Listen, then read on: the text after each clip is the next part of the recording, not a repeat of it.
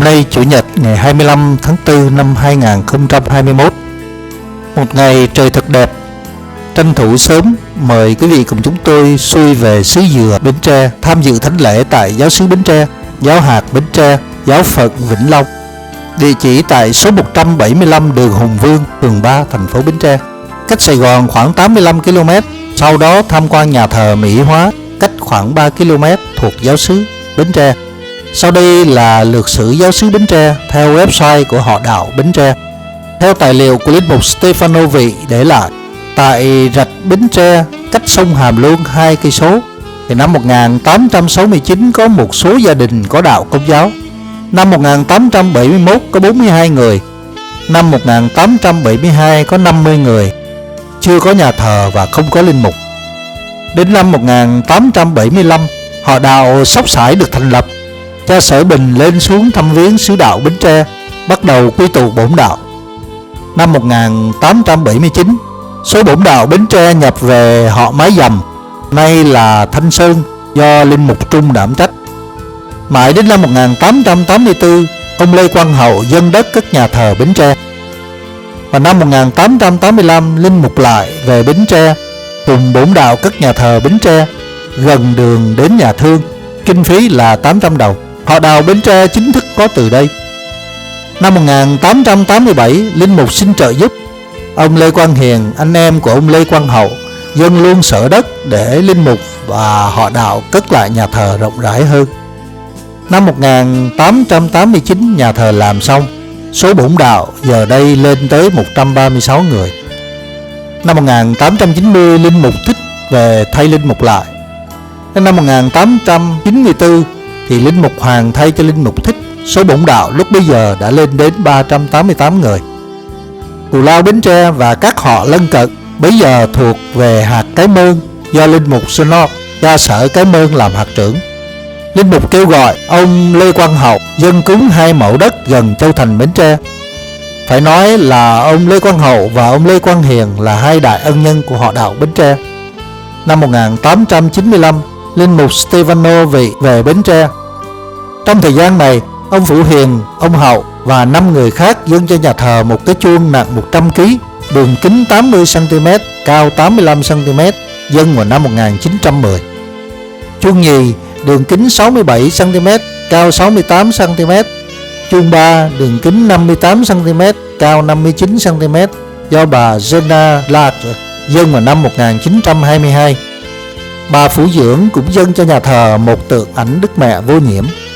Đến năm 1904, Đức Giám mục Mão đến làm phép nhà thờ Bến Tre, chọn bổn mạng là Đức Mẹ Vô Nhiễm.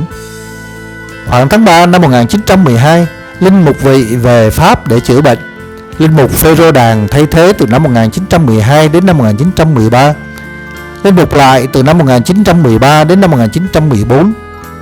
Đến năm 1914, linh mục Agustino Lân về thay thế. Nhưng đến năm 1915, linh mục bị bệnh nên trở về Âu Châu và qua đời. Linh mục Stefano Vị vội vã trở lại Bến Tre để coi sóc họ đạo. Năm 1917, trong khi đang sửa chữa nhà thờ, linh mục bị tai nạn. Ngài đã qua đời vào ngày 12 tháng 10 năm 1917. Ngài được an táng tại sân nhà thờ Bến Tre. Mộ của Ngài nằm sau núi Đức Mẹ Lộ Đức. Năm 1941, linh mục Gioan Battista Nhạn về Bến Tre. Nhà thờ xiên xẹo, định sửa chữa nhưng thời cuộc không cho phép. Năm 1948, linh mục Phaolô Quang khởi công nhưng rồi cũng bỏ dở dang. Mãi đến năm 1955, linh mục Phêrô Phạm Tuấn Tri về nhận nhiệm sở. Họ Bến Tre bước sang một bước ngoặt mới. Linh mục Phêrô Tri tiếp tục hoàn thành ngôi thánh đường khang trang kiên cố cho tới nay. Nhà thờ mới được xây trên nền năm 1949 đã được linh mục Phaolô Lê Hiến Quang chuẩn bị sẵn. Nhà thờ gồm 9 căn, phòng thánh dài 45 m nhân cho 6, đúc bằng bê tông thật kiên cố, lợp bằng tôn xi măng, có chỗ cho 1.000 giáo dân dự lễ. Ở mặt tiền có xây một tháp hộp cao 21 m. Nhà thờ này được khánh thành vào năm 1957 và còn tồn tại cho đến nay. Nhà thờ Bến Tre khánh thành do Đức Giám mục Phêrô Ngô Đình Thục làm phép. Khi linh mục Phêrô Phạm Tuấn Tri về nhận nhiệm sở, Ngài không cho đón rước, không cho tổ chức tiệc mừng. Khi Ngài ra đi cũng âm thầm như vậy. Trong thời gian linh mục làm cha sở từ năm 1955 cho đến năm 1998, có tất cả 6 linh mục phó đến phụ giúp Ngài.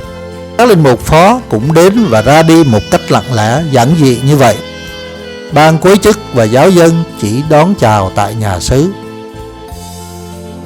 Ngày 1 tháng 8 năm 1956, linh mục Phêrô Phạm Tuấn Tri thành lập trường trung học Tân Dân do linh mục làm hiệu trưởng ở 3 căn nhà thờ cũ, sau này lấy nền làm hội trường. Đến năm 1960, linh mục Phêrô xây tháp chuông cao 15 m, đúc kiên cố, treo được 3 cái chuông. Năm 1963, khánh thành trường tiểu học gồm 6 căn có lầu. Buổi lễ được linh mục Quang chủ sự, thay cho đức giám mục Thiện, lúc đó đang đi dự cộng đồng chung Vatican II ở Roma. Đến năm 1972, linh mục Phêrô xây thêm 6 căn nữa cho trường tiểu học từ tháp chuông ra phía ngoài. Trường tiểu học Tân Dân xây 2 đợt, có tất cả 20 phòng học, đủ chỗ cho 2.000 học sinh cấp 1. Hàng năm có chuẩn bị cho học sinh thi tiểu học. Cũng năm 1972, linh mục Phêrô sửa lại nhà xứ thành nhà 2 tầng và đổ nóc bằng. Sau đó linh mục đã xây dãy nhà trường bên đường Ngô Quyền, cả 3 đợt mới xong vào khoảng năm 1972. Đến năm 1975 có khoảng 2.000 học sinh cấp 2 và cấp 3. Trường có 22 phòng học với đầy đủ tiện nghi cho giáo viên và học sinh. Ngày tiếp quản, Sở Giáo dục mượn những dãy trường trên để làm trường bán công cho đến nay. Ông Đặng Minh Tâm ký giấy mượn ngày 12 tháng 10 năm 1976.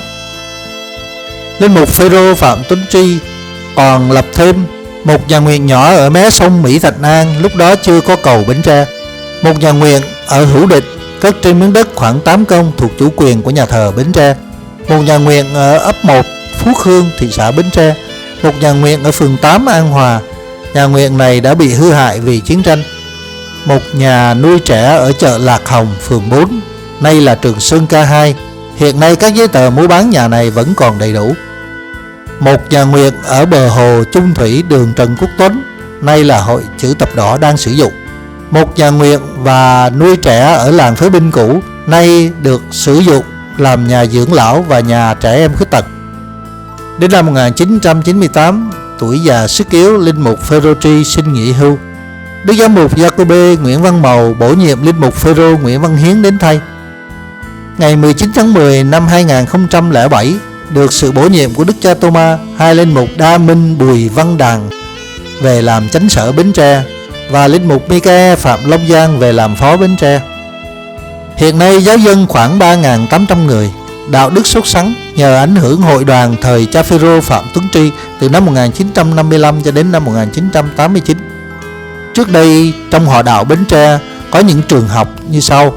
Trường Nguyễn Bá Tòng nằm trên một khu đất rộng khoảng 3 hecta do ông Lê Quang Hậu dâng cho nhà thờ 2 lần và hội thừa sai Paris đứng tên.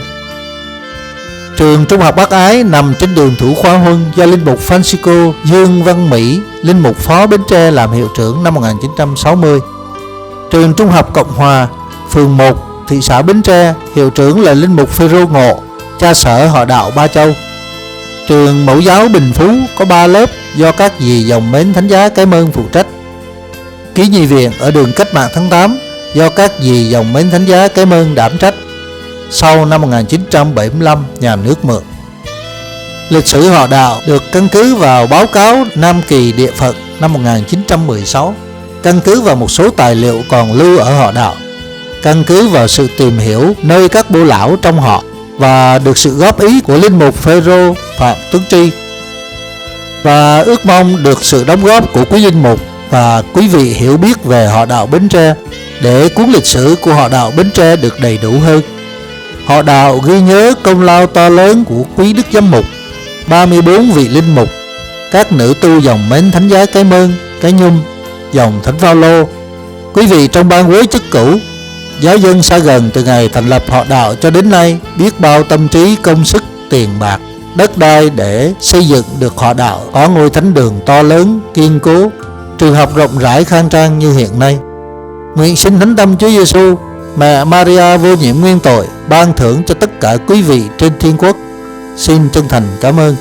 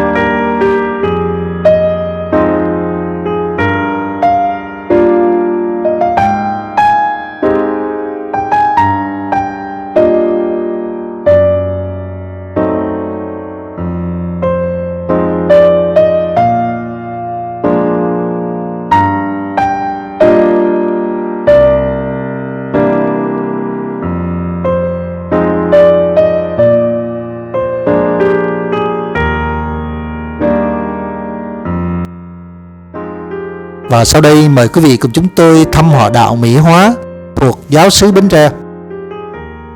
Lược sử giáo họ Mỹ Hóa theo trang website của Giáo phận Bến Tre. Họ đạo Mỹ Hóa là họ nhánh của Bến Tre nằm cách trung tâm thành phố Bến Tre khoảng 3 km, gần cầu Bắc Hàm Luông, thuộc ấp 5 xã Bình Phú, thành phố Bến Tre. Vào khoảng năm 1897, Linh mục Stefano Vị mua một miếng đất tại xã Bình Phú cặp theo mé sông Hàm Luông. Sau đó Linh mục gọi ông trùm Phaolô Trịnh Văn Khá và một số bổn đạo ra lập giáo điểm Thiên Khởi. Khởi sự là trường Phước Thiện, École Chapel, vừa dạy học vừa đọc kinh. Năm 1930 có nhà thờ bằng lá, lập tôn và sát mé sông có cô nhi viện. Nhưng vì mé sông ngày càng lở nhiều nên cô nhi viện không còn giữ được lâu. Thỉnh thoảng cho sở Bến Tre đến cho lễ. Phía sau có nhà để hai dì Mến Thánh Giá Cái Nhung trú ngụ. Đến năm 1950 nhà thờ dời qua nền bây giờ. Nhà nguyện này do Linh mục Phaolô Lê Quang Hiển xây dựng năm 1950. Vì lý do chiến tranh, nhà nguyện vắng kinh lễ một thời gian khoảng 5 năm, từ năm 1950 cho đến năm 1955. Đến thời Linh mục Phêrô Phạm Tuấn Tri, Linh mục cho cất lại nhà thờ lợp lá, vách ván và dãy nhà trường kiên cố do các dì dòng Mến Thánh Giá phụ trách. Đến năm 1968, Linh mục lại xin hai dì Mến Thánh Giá Cái Mơn đến giúp mở ký nhi công tác xã hội. Từ đó, Linh mục Phêrô Phạm Tuấn Tri cho sở Bến Tre hỗ trợ và cho lễ mỗi tháng một lần. Năm 1970, Linh mục Phêrô cho tu sửa nhà thờ lại và lợp bằng tôn. Năm 1990, nhà thờ thay vách cây bằng vách gạch. Năm 1996, với chức mới làm cột xi măng, phân biệt ranh chấp ở ngoài sân và thêm bàn ghế mới. Dì Bảy Lời, nhà Phước Cái Mơn đã ở và coi sóc họ đạo suốt 28 năm, từ năm 1968 đến năm 1996. Vì sức khỏe kém nên về hưu dưỡng ở tu viện Cái Mơn. Cũng năm này, Linh mục Đa Minh Đinh Xuân Thu về làm phó Bến Tre, mỗi 2 tuần đến dâng lễ và ban bí tích. Đến năm 1998, Linh mục Phêrô Nguyễn Văn Hiến từ họ Tân Lợi về thay Linh mục Phêrô Tri tuổi già sức yếu nghỉ hưu. Linh mục Hiến về làm cha sở Bến Tre, lo cho Mỹ Hóa có bộ mặt mới, sửa lại nhà thờ, nhà dì, bơm thổi cát, nâng cấp sân nhà thờ rất khang trang. Đến đầu năm 1998, nhà thờ được tu sửa lại lần thứ 2. Linh mục Phêrô Nguyễn Văn Hiến cho sửa lại nhà thờ, sửa lại trường học đã xuống cấp như hiện nay. Họ Mỹ Hóa có 3,25 hecta đất. Hiện nay họ đạo Mỹ Hóa có 2 dì dòng Mến Thánh Giá Cái Mơn phụ trách. Mỗi 17 giờ chiều Chủ nhật đều có thánh lễ do các linh mục giáo xứ Bến Tre đảm trách. Số giáo dân hiện tại khoảng 400 người, và cha sở cho lễ mỗi Chủ nhật.